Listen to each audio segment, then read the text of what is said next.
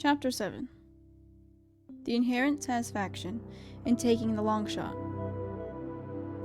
To Izuku's relief, Shinzu and Hatsume were excused from class to watch the exam match. Not that you'll have any short of cheering fans, President Mike said, as he stood over the congregation at lunch, holding out 2 hall passes and beaming broadly. You've made quite the impression on Class 1A, but I figured it'd be nice to have someone from your own class in the crowd. As Shinzu and Hatsume took the hall passes, Izuku looked up at Mike with watery eyes. He had managed not to cry at Class 1C's vote of confidence, but he was almost sure that wouldn't last all day. No matter the outcome of the match, he was bound to shed a few tears. "Thank you," Izuku said, blinking rapidly to clear his vision. I didn't... Thank you." Mike gave the most exaggerated wink he'd ever seen. "No problem, little listener." "Thanks," Shinzu concurred, examining his hall pass interestedly. Then he sucked in a breath. "You're using the stadium? Like the one used for the sports festival?" "Of course," Mike insisted loudly. "This is an official exam match, which means we're using an official exam facility and official exam rules, not to mention an official exam announcer." He gestured at himself demonstratingly, and Izuku's eyes widened. "You're going to be announcing the match? Like giving commentary?" "Just a heads up," Mike said, leaning in and shielding his mouth from one side with one hand. "I'll have to be impartial, so don't get discouraged if it doesn't seem like I want you to win." "I understand," Izuku nodded seriously. "Thank you for coming and giving us the passes." Mike struck a pose and gave them double finger guns, then went on his way.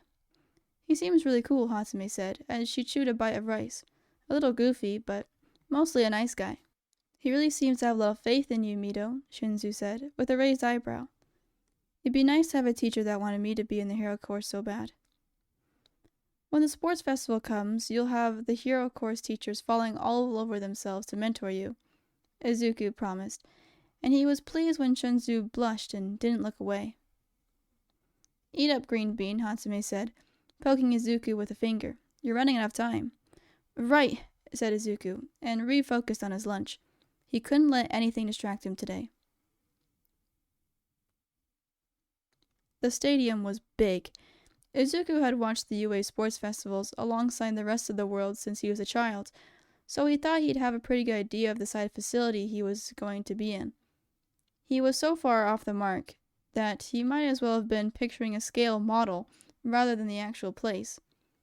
As he stood beneath the archway looking over the field, at the ring drawn on the ground where the fight would take place, he felt smaller than he thought he could ever remember feeling. He himself was hidden in the shadows, but as he peered out, he could see members of Class 1A seated in the front rows of the stands. Way up above was the announcer box, where President Mike would be giving commentary.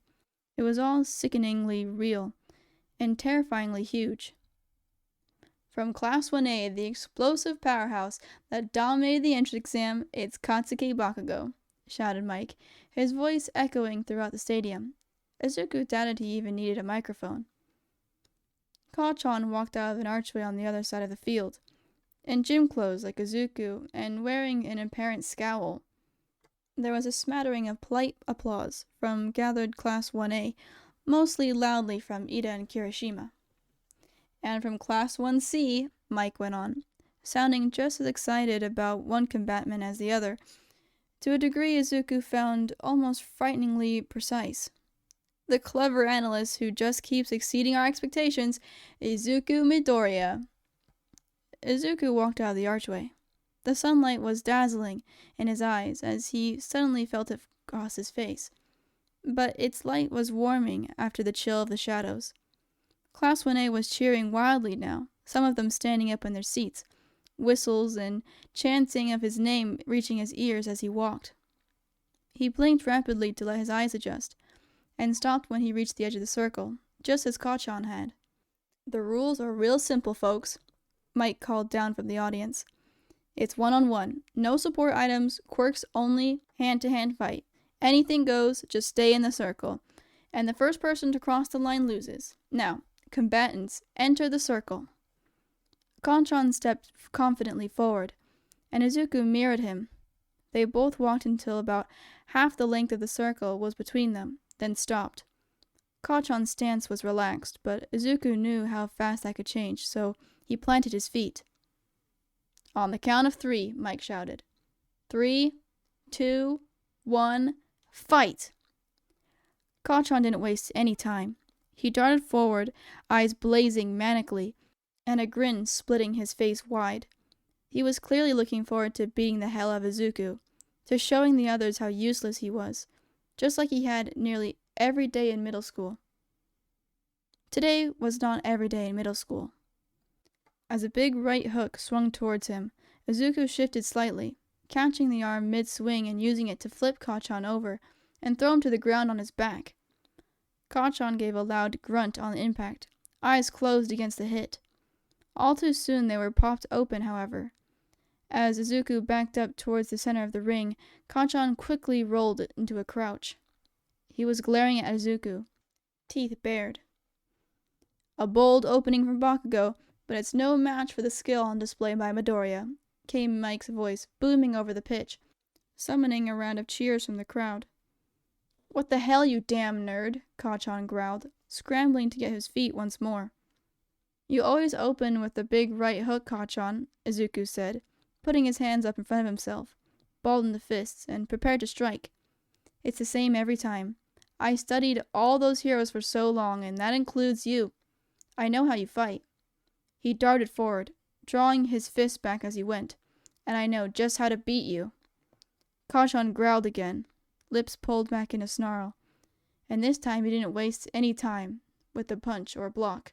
He put out his hand in front of himself and released an explosion, right into Izuku's face, or rather where Izuku's face would have been, if he hadn't dropped to the ground just in time, using his forward momentum to swing his leg around and catch Kachan in the ankles. "Another clever piece of misdirection by Midoriya," Mike called as Kachan went down, an aborted swear on his lips that was completely inaudible to anyone but Izuku. "It's clear to see who's fighting smart in this match." Kachan hit the ground hard, once again on his back. He tried to right himself, but Izuku was already down on his level, so he seized one of Kachan's legs and threw it up and over the rest of his body. Kachan went into an inelegant roll, and as Izuku sprang back on his feet, he was left in a jumbled heap, significantly closer to the edge of the ring than he had been before. "Kick his ass!" Shinzu called from the stands, and Hatsume gave a wordless cheer in agreement. Izuku advanced again, intent on using a kick next, but before he could reach his opponent, suddenly Kachan managed to get his hand pointed to the ground. He let off a blast from each palm, propelling himself up and towards Izuku, resulting in an artless but efficient tackle that hit Izuku square in the stomach. "Direct hit by Bakugo," Mike cried boisterously. "That explosion quirk is just so versatile." They went down together, scrambling in the dirt, the sounds of Mike's commentary and Class 1A screaming in alarm a backdrop to their scuffle. Kachan was, at the end of the day, physically bigger and stronger, and after a moment of this, he managed to pin Izuku beneath him by both wrists. "Learned a few new tricks since I last put you in your place," Kachan hissed, grinning savagely down at Izuku. Kachan's palms grew hot, his lightning mechanism smoking as it seared Izuku's skin, and he knew he'd have to break the hold fast. With all the leverage he had, he kneed Kachan in the stomach, making him cough and disrupting his balance somewhat. Izuku used this to roll them over, until he was the one crouching over Kachan with his knee still on the other boy's stomach. In his surprise, Kachan loosened his grip, and Izuku was able to jerk his wrist free. "Me too, Kachan," Izuku replied. "You might pin him for a minute, but Midoriya's not giving up," Mike called as Izuku caught his breath. Kachan gave a wordless noise of frustration, and put a hand directly against Izuku's chest. With a split second to react, Izuku threw himself back, but he wasn't fast enough to completely avoid the blast. He landed on his back, breath punched out of him, chest and wrist hurting from the burns. But before Kachan could advance, he forced himself into a roll and popped back onto his feet. Kachan was still between him and the nearest line. "Watch out for those close-range explosives," Mike said. theatrically as Kachan leaped up directly off his back, thrusting out with his feet and moving his body through the air so that he landed upright. Bakugo might just be too hot to handle. "You honestly think you can beat me?" Kachan shouted, loud enough for the spectators to hear. "I've got the best quirk here for a hero work. You're just a quirkless loser who will never amount to anything." He ran forward, throwing a blast at Izuku, but again Izuku dodged and aimed a kick for Kachan's stomach. For a moment, Kachan seemed to take it hard, curling in on himself around the hit, but then he grabbed Izuku's leg and used it to wrench him off balance. Izuku went down, hard on his back, and quickly had to roll out of the way as Kachan brought down an exploding hit right where his head would have been. "Looks like Bakugo learned the art of misdirection," Mike speculated, as Izuku came to rest on his back again. "That was a move straight out of Midoriya's playbook." "You think the fact that you managed to trick these extras into supporting you means anything?" Kachan went on, kicking at Izuku's legs as he tried to get back to his feet, stopping him from getting up and forcing him to scuffle back, closer to the line. With one last desperate kick, Izuku managed to catch Kachan in the knee, causing him to stumble slightly and giving Izuku time to right himself. He got back to his feet and quickly scrambled to put distance between himself and Kachan, backing up towards the center. "Midoriya is still not giving up, though. He's not done yet, folks," Mike shouted, and Izuku nearly thought he heard a tone of encouragement in it. That's how he chose to take it anyway. "You're just a worthless, pathetic Deku," shouted Kachan, and ran at Izuku with a hand outstretched. Izuku made to grab Kachan again, but at the last second Kachan shifted, pulling his punch in a way Izuku had never seen him do. Before Izuku could decipher it, suddenly Kachan was leaping at him, using explosions to propel himself up and over the place where Izuku was standing. Izuku didn't have time to react, and the explosion that fired directly against his back sent him lurching forward, crying out in pain. Forcing his eyes to open before he'd right himself, he realized how close to the line he was. If he kept stepping forward enough to regain his footing, he would be out of bounds. Planting his feet to stop Izuku, fell forward, bracing himself with his hands so that he didn't break his face. He was barely inside the line. "What an incredible move!" Mike screamed as Izuku flipped onto his back, the dirt and grit of the pitch digging painfully into his fresh burns. "The power, the control, the showmanship!" "And now I'm going to show them how weak you really are," Kachan concluded, diving forward to bring an explosion directly down on Izuku. There was a moment then of crystal clarity. For a split second the pitch faded, and in Izuku's mind's eye, a whole scene played out in less time than it would take to blink. He was lying on the training mat in the gym, with Shinzu standing over him. Everyone else had gone, and it was just the two of them. "He's not going to content himself with beating you," Shinzu said, in his memory. "He's going to want to hurt you, as badly as he can with all the opportunity he has. Even if you're down, he's going to attack. And that is how you're going to get him."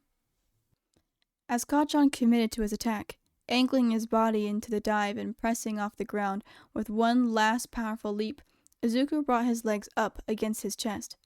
He bent his knees, pointing the soles of his feet out and upward, vaguely in the direction Kachan was coming from.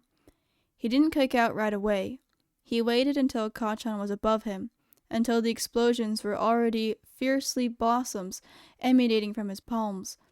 Then he kicked out with both feet, propelling Kachan not back, but up and over him, extending his arc so that he didn't come down on Izuku, but instead went past him and continued on. The explosions rang out, the force of them causing Kachan to travel even farther, until he had sailed well over Izuku, and nearly clear of the cloud of the smoke. Izuku rolled painfully into a crouch, and waited for the smoke to clear. It took a few seconds, and in that time there was utter silence from the crowd. One heartbeat, then two, then three, and then the remnants of the explosion faded, and Izuku could see Kachan again. He too had righted himself, and was looking back at Izuku with face pale, but set and angry, and he was plainly ready to attack again. Then something caught his attention. the line of paint on the ground. It was in between them. "Izuku Midoriya wins," shrieked Mike, loud enough that it seemed to shake the stadium. "What?" screamed Kacchan, staring at the line in disbelief. In an incredible final move, Midoriya used his opponent's own quirk against him to propel him out of the ring, Mike called, even though the uproar of cheering from the stands was already giving him a run for his money in enthusiasm if not volume. "What a show! What a battle! What an incredible display of strength!" "You've got to be kidding me!" Kacchan shouted. His face turned to the announcer's box as Izuku got shakily back up to his feet. "He's just a pathetic little bug. There's no way he beat me." "And yet here you are outside the ring," said Eraser's calm, even voice, and Izuku looked over to see him out on the pitch, walking towards them leisurely, unhurried strides. "You lost, Bakugo. You'll be transferred to Class 1C, while Midoriya takes her spot in the hero course."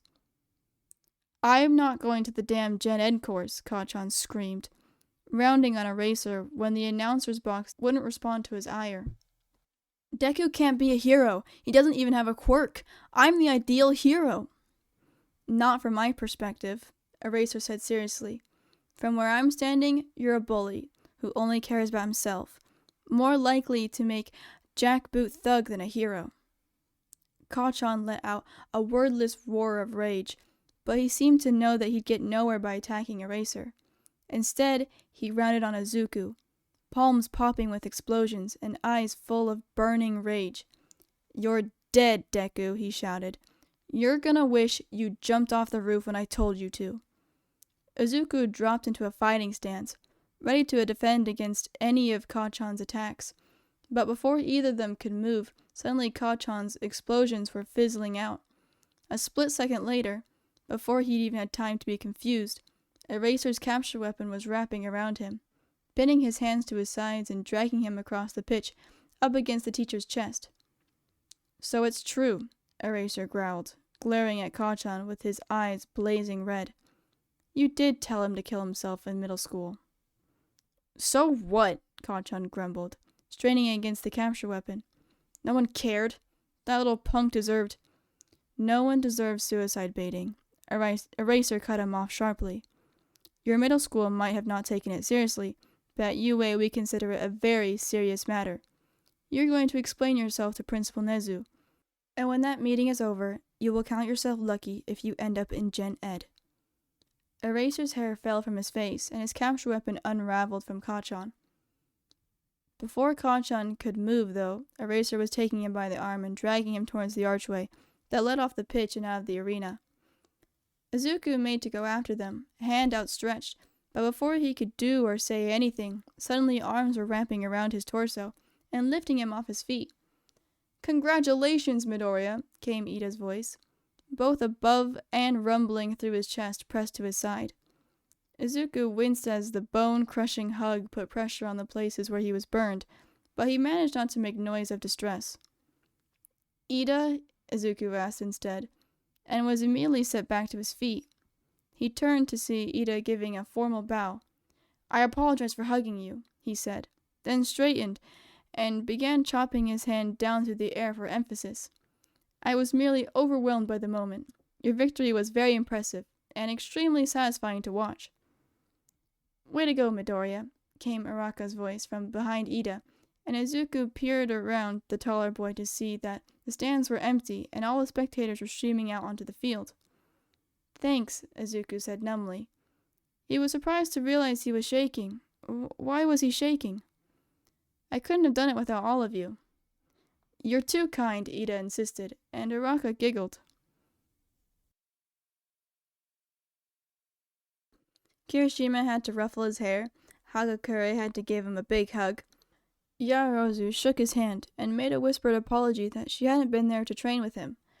Izuku shook his head to indicate that he didn't blame her at all, and she gave him a radiant smile. Hatsume, like Ida, lifted him off his feet with her hug. She was surprisingly strong, but then again, Izuku figured she spent all day lugging around heavy machinery, so it wasn't all that surprising. Shinzu was cautiously at the back of the group, But Izuku saw him coming from the direction in which Eraser and Kacchan had disappeared, so most likely Shinzu had merely gone to check on them. He gave Izuku a big hug too, tucking Izuku's head beneath his chin and folding him into his brace. "You didn't, Mido," Shinzu said into Izuku's hair. "I did," Izuku said, and just like that, for the first time. It was true. He'd done it. He'd beaten Kacchan. He was in the hero course, and he was going to become a hero.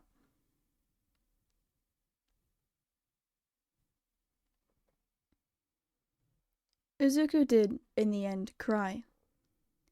He got through being congratulated by all his friends and then most of the teachers.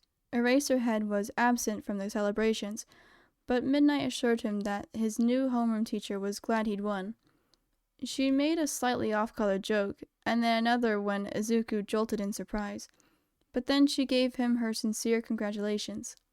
Eventually, he was whisked off to the recovery girl's office, and she congratulated him too before kissing his cheek and healing his burns on his chest and back. "I know this was an important fight for you," she said, as she bandaged up what remained of the burns, mostly healed but still a little tender. "So I won't scold you this time, but this is a dangerous line of work you're getting into, so try a little more to be careful in the future." "Yes, ma'am," Izuku promised, nodding vigorously. "I will." "Good," she said, tying off the last bandage. "Give those a weekend to heal before returning to training, but you should be good by Monday." "Thank you," Izuku said, accepting a candy from her dispenser. As Izuku popped the candy into his mouth and crunched it, a slight knock came in the direction of the door. Izuku and Recovery Girl both looked to see present Mike standing in the doorway. "Hey there, listeners," he said boisterously, foregoing a pose this time to lean in casually against the doorframe. "Don't mean to interrupt, but if I could have a minute with Midoriya, that'd be rockin'." "Of course, dear," said Recovery Girl, hopping off of her stool and ambling over to the door. "Just be careful of those bandages now." Mike stepped into the infirmary, smiling his trademark smile at Recovery Girl as her cane tapped across the floor. He watched her go into the hall, then shut the door with a sharp snap behind himself. Izuku turned to Mike once the door was closed, expecting a dramatic congratulations. But as soon as they were alone, Mike rounded on Izuku with a wholly different smile than his usual one. Rather than practiced and perfect, it was wobbly and unsure, his lips trembling as the corner of his eyes crinkled behind his shades. "Sensei?" Izuku asked, a little worried at this unusual look. And then Mike sniffed, and Izuku realized he was holding back tears. "You did so good," Mike said, and his voice was soft but shaking with emotion. "Little listener, you did so good," and Mike cut himself off with a choked sound, launching himself across the room to take Izuku's head in his hands and press it to his chest. With Mike's fingers in his hair, Izuku grasped the front of the teacher's shirt, burying his face in the fabric. He could feel Mike curling around him, as though trying to envelop him in warmth. "Thank you," Izuku said quietly.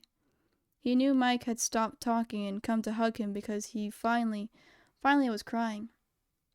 "You were amazing," Mike whispered.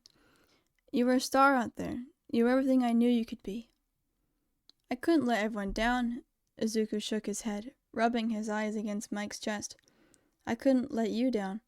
Everyone's worked so hard to help me, and I was just so grateful that I just had to win. I had to." "You won for all of us," Mike agreed. "You won for you, but it means so much to so many people. You have no idea, little listener. You're going to be great." Izuku nodded, but he couldn't say any more. His throat felt tight and raw, like he'd been crying for hours. Mike's fingers continued to comb through his hair, and gentle shushing noises were coming from above him. But other than that, Mike was quiet. He stood there, letting Izuku cry for as long as he needed.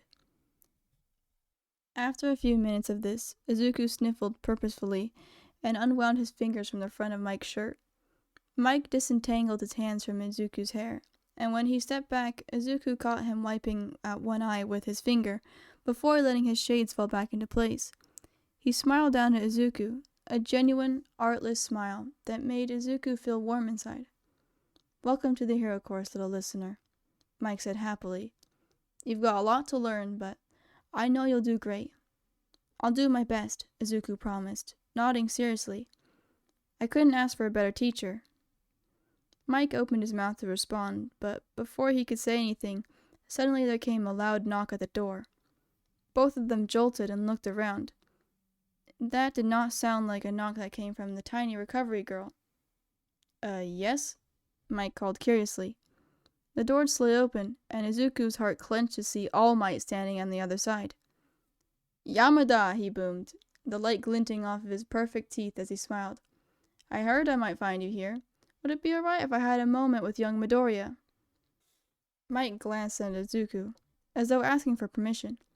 Izuku didn't know what expression he was wearing, but it made Mike frown in concern. Very deliberately, Izuku hitched a smile into place. He had known, of course, that All Might was the heroics teacher for the first years. He knew this conversation was coming. It's all right, he said, nodding slightly. I know what this is about.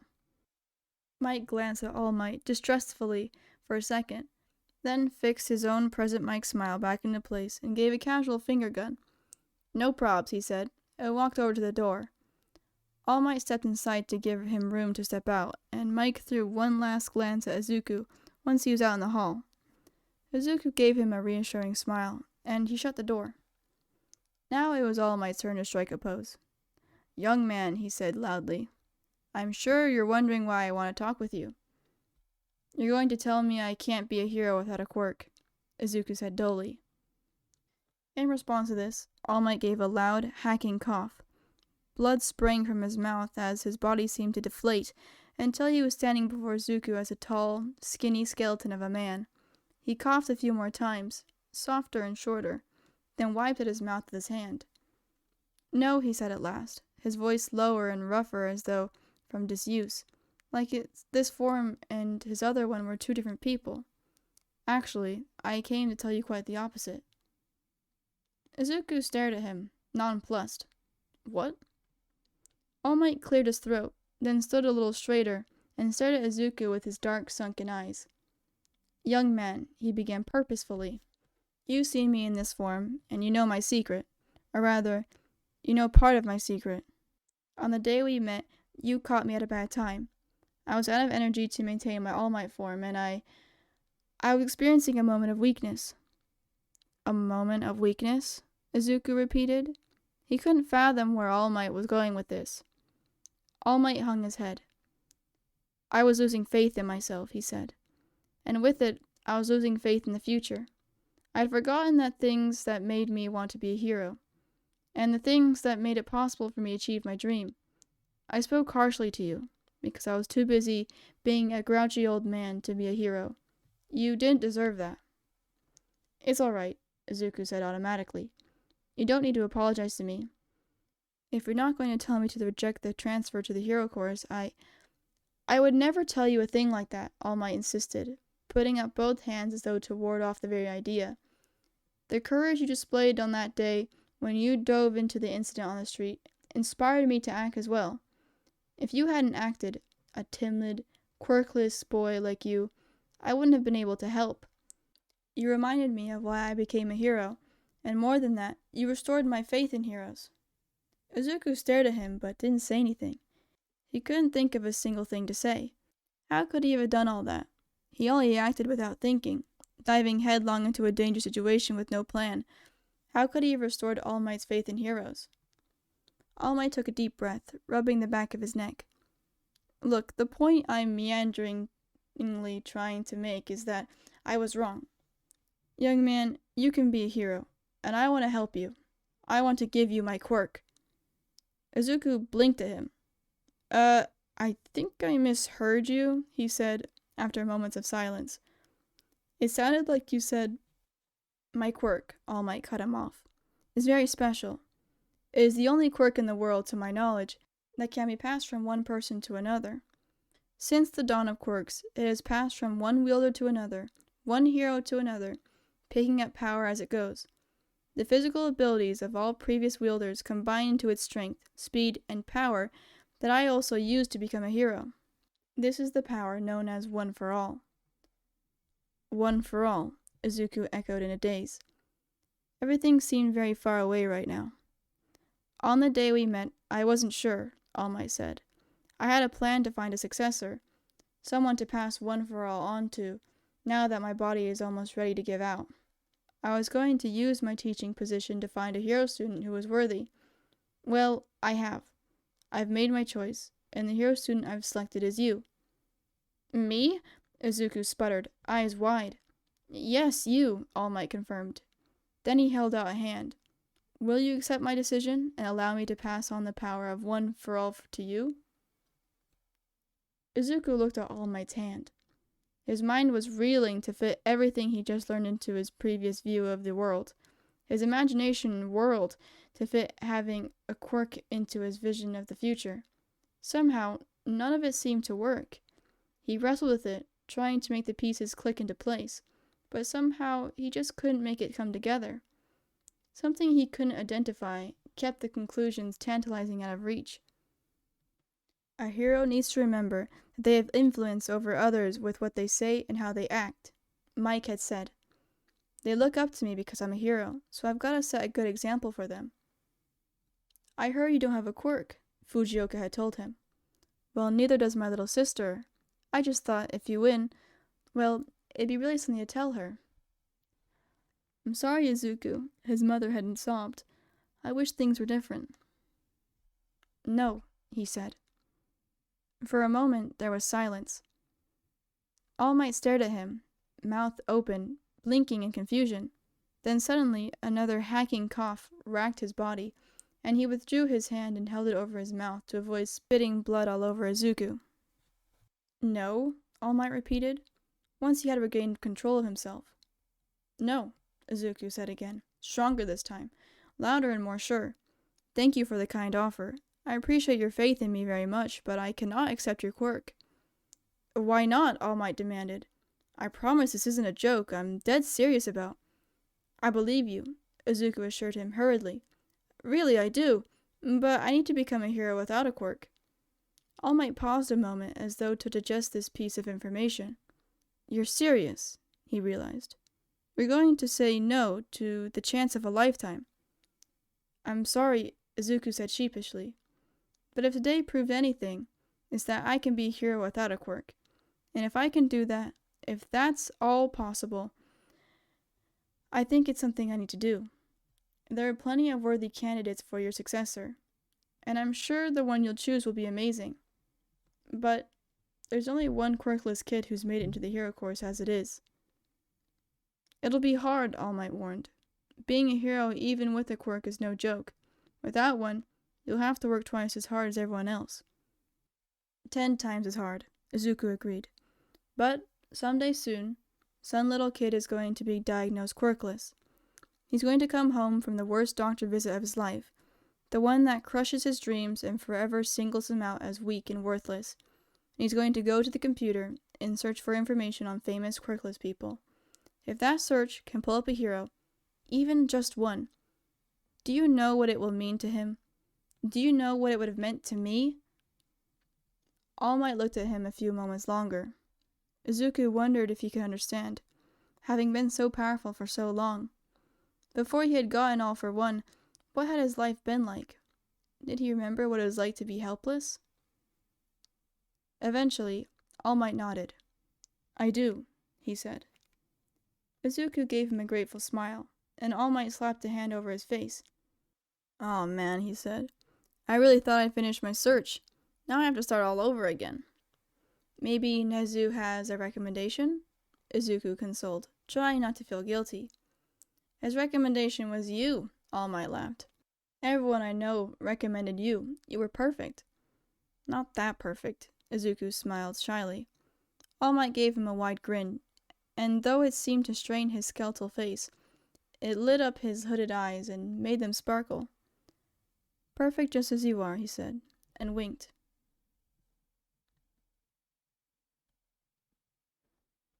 Are you really going to let him stay? Shota asked Nezu, once the office door had closed behind Bakugo. Nezu motioned for Shota to sit down. It would defeat the purpose of today if I didn't, he said as Shota came around the desk and collapsed onto the chair beside him. And today did go so very well. It would be a shame to waste all that effort. We didn't have any proof that Bakugo had suicide-baited Midoriya before now, Shota pointed out, but the cameras at the stadium recorded him admitting it. Even if you were willing to let him stay in the hero course if he won before. Don't be silly, Nezu said with an easy smile. I was always going to expel Bakugo if he won. Shota blinked. What? The kettle whistled, and Nezu paused their conversation in order to slowly prepare himself a cup of tea. This took a few minutes, during which total silence reigned.